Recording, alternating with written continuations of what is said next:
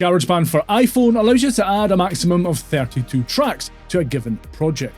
It doesn't matter if you're using an aging iPhone or a top-of-the-range iPhone Pro Max model.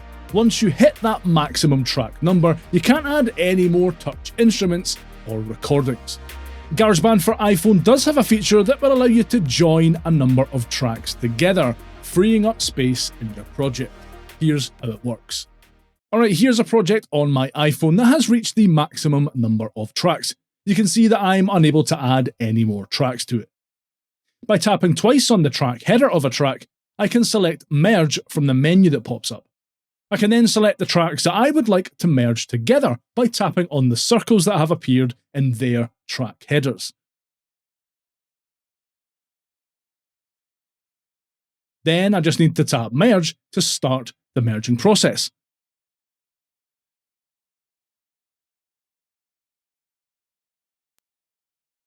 A new copy of the project is created, with the tracks I've chosen to merge replaced by a single audio recorder track.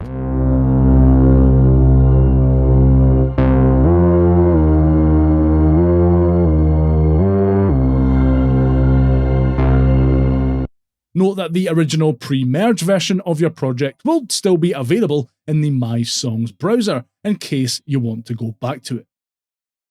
What's actually happening here is GarageBand is exporting or bouncing a selection of tracks in place, essentially consolidating multiple tracks into one audio track.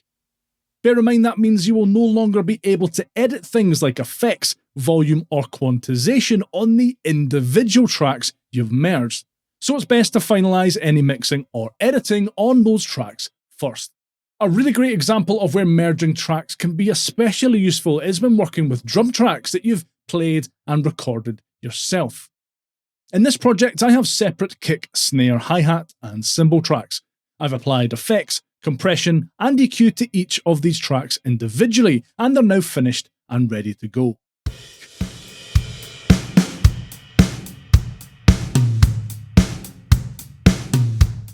By merging these drum tracks into one, I'm able to free up more tracks in the project, while also reducing how hard my iPhone has to work to process all of those effects in real time.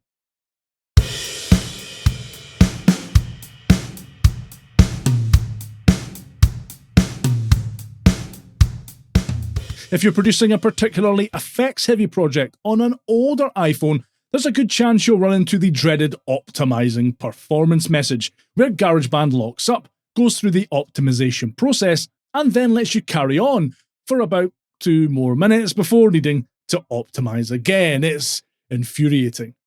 You can take some of the strain off of your iPhone's processor by merging some of your effects-heavy tracks together. Again, remember, you won't be able to edit these tracks or the effects applied to them afterwards, so make sure you're 100% happy with them first. You might also want to learn how to create your own drum kits, create custom chords, or get started with a new GarageBand project with a single tap. To find out how to do all that and more, watch this video next.